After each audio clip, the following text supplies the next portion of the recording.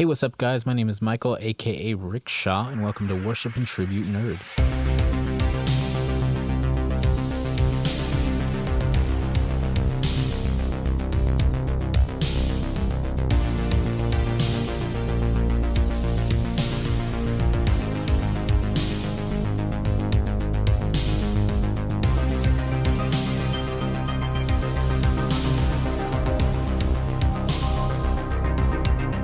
Today we're going to be talking about X-Men Day, Jim Lee, and Rob Liefeld.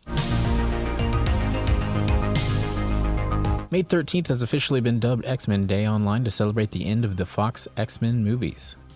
I personally can't wait for X-Men Dark Phoenix, which is coming in June and will be the end of the 7-part movie franchise that inspired several spin-off movies such as Wolverine and Deadpool.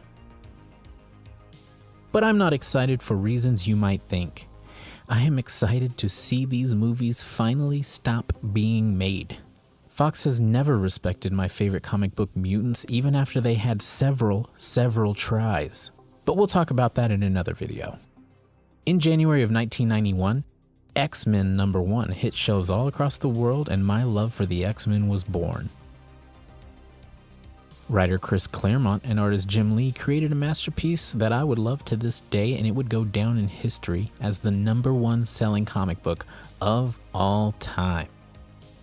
This book was the version of the X-Men that most of us picture when we hear the name. This era of X-Men comics was also inspiration for the X-Men animated series, the cartoon that exposed most people to their first X-Men experience. In 1992, X-Force #1 came out, a spin-off X-Men book about a younger class of mutants that were taught by Professor Xavier. When this group of misfits joined Xavier's Institute, they were known as the New Mutants. But after growing up and adopting their own methods of protecting the dream of humans and mutants coexisting, they created the name X-Force. X-Force was written by Fabian Nicieza and drawn by artist Rob Liefeld, the creator of Deadpool. That's right, everyone. X-Men and X-Force, a spin-off X-Men book, were always way more important than the Avengers in the comics, and I don't think people realize that. Jim Lee and Rob Liefeld later went on to help start Image Comics and create such titles as Wildcats and Youngblood. Jim Lee has always been my favorite X-Men artist, and you probably know his work now on such titles as Batman and Superman.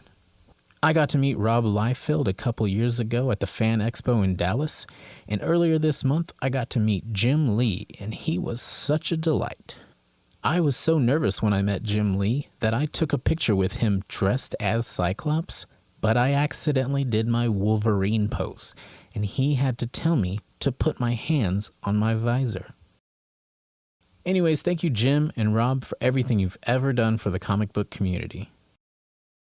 In honor of X-Men Day and Jim Lee, the one thing I picked up at the Fan Expo was the Kodobukaya Artifacts figure of Professor Xavier from the '92 X-Men collection. It's an amazing figure that takes the design straight from the X-Men animated series, and if you're a collector, it is a must-have on your shelf.